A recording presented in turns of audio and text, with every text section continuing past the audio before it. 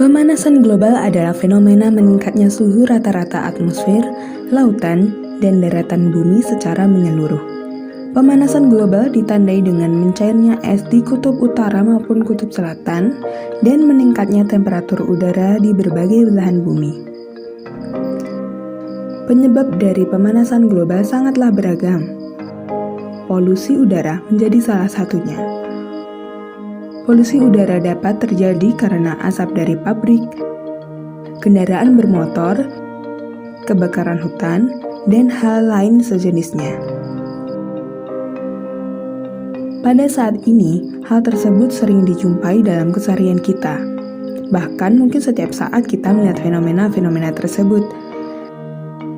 Jika fenomena ini berlangsung secara terus-menerus tanpa adanya usaha untuk mengurangi, maka pemanasan global akan lebih cepat berlangsung sehingga dampak yang timbul pun juga akan semakin besar. Dampak adanya global warming antara lain gelombang panas ekstrim. Berdasarkan catatan penelitian di Journal of Geophysical Research Atmospheres oleh para peneliti, Indonesia akan mengalami lebih dari 3 kali kondisi gelombang panas ekstrim antara tahun 2020 dan 2052.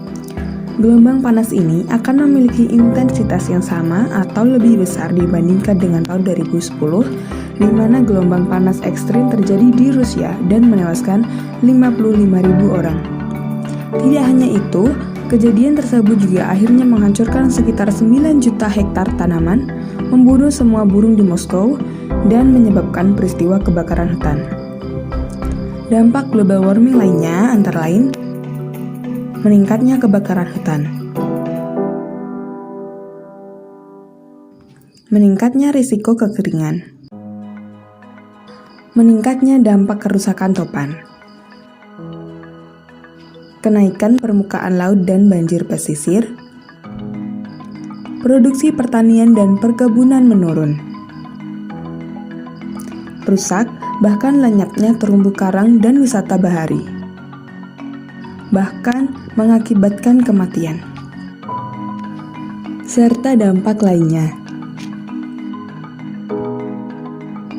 Penyebab dan dampak dari pemanasan global akan terus meningkat jika tidak segera dilakukan pencegahan.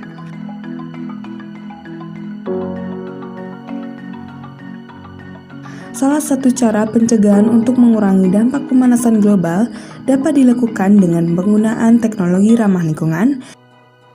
Dikutip dari Kementerian Lingkungan Hidup dan Kehutanan bahwa penerapan teknologi ramah lingkungan dalam pembuatan dan penerapannya menggunakan bahan baku yang ramah lingkungan memiliki proses yang efektif dan efisien serta menghasilkan limbah yang minimal sehingga dapat mengurangi dan mencegah terjadinya pencemaran atau kerusakan lingkungan hidup. Teknologi ramah lingkungan yang dapat diterapkan seperti panel surya, pembangkit listrik tenaga angin dan air, sehingga dapat mengurangi penggunaan listrik tenaga uap yang berasal dari batu bara.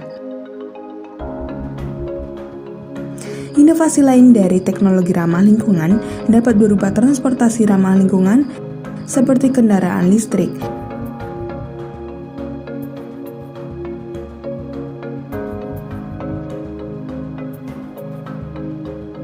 pertanian tanaman organik, pemurnian air, dan pengolahan limbah. Pengolahan limbah dapat berupa biogas dan biopori.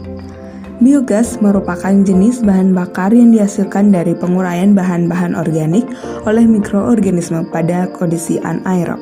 Bahan yang digunakan seperti kotoran ternak dan kotoran manusia. Gas yang dihasilkan lebih ramah lingkungan daripada minyak dan gas LPG.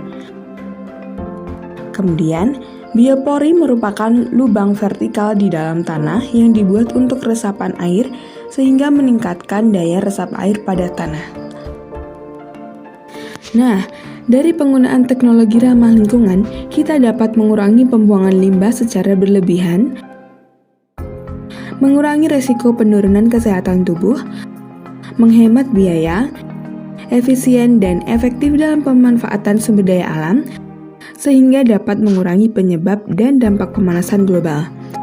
Oleh sebab itu, yuk beralih ke penggunaan energi dan teknologi ramah lingkungan.